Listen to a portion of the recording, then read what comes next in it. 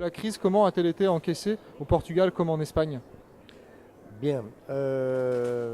Aussi bien le marché espagnol que le marché portugais ont souffert d'une désaffection de leur clientèle nationale, leur clientèle de proximité.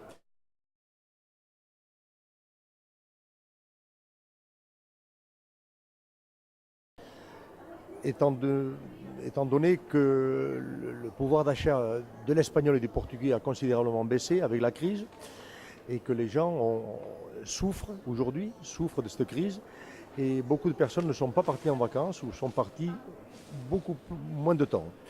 On s'en est rendu compte parce que les séjours que faisaient les Espagnols sur la saison et sur des quinzaines ont complètement disparu, les gens ne venant que 2 ou 3 jours par semaine, les fins de semaine, et repartaient le dimanche soir. Au Portugal, c'est le même phénomène. Heureusement que ces deux marchés ont encore un grand potentiel auprès des marchés internationaux, comme sont la Hollande et surtout la France. En Espagne, nous avons eu cette année une forte augmentation.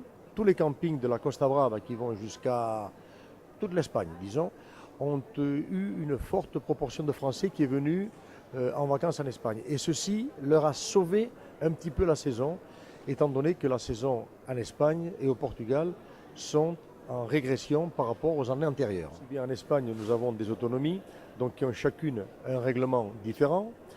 Chacune d'une de ces communautés règle le problème à sa façon. Les Espagnols ont beaucoup de difficultés parce que les pouvoirs publics n'ont pas réussi à intégrer le camping comme un fort pouvoir de faire venir du monde en vacances. Et ils ont très peu d'aide aujourd'hui sur ce secteur. Au Portugal, c'est un petit peu la même chose, étant donné que finalement le camping au Portugal représente très peu. Il y a actuellement 250 campings au Portugal, alors qu'il y en a 8600 en France, ce qui est une disproportion. Pour vous dire, sur la côte où nous sommes, l'Algarve, donc, qui est la côte d'Azur portugaise, sur 150 km, il n'y a que 15 campings.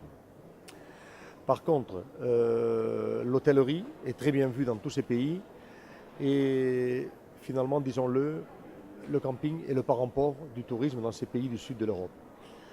Pour preuve, en France, il y a des émissions de télévision qui parlent du camping en été, chaque semaine. Il est rare de ne pas voir chaque semaine donc une interview d'un camping ou de la vie d'un camping ou de la fermeture d'un camping ou de l'ouverture ou de la fermeture de la saison, alors qu'au Portugal et en Espagne, on n'en parle jamais.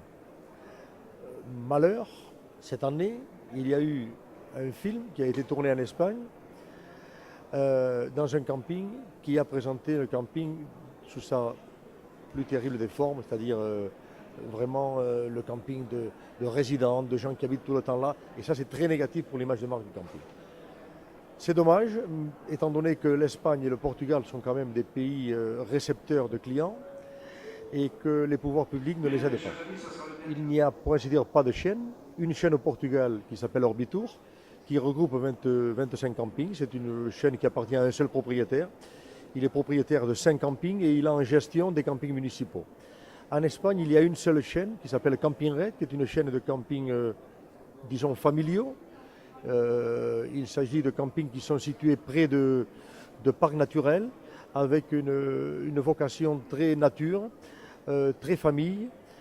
À part cela, tous les autres campings sont des campings individuels.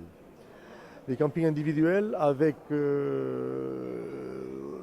un problème. C'est que les campings espagnols ont très bien travaillé pendant de très nombreuses années et n'ont jamais pensé à se fédérer. À se fédérer, oui, mais à s'unir, comme ont fait les campings français avec les chaînes comme Yellow, Sunelia et autres.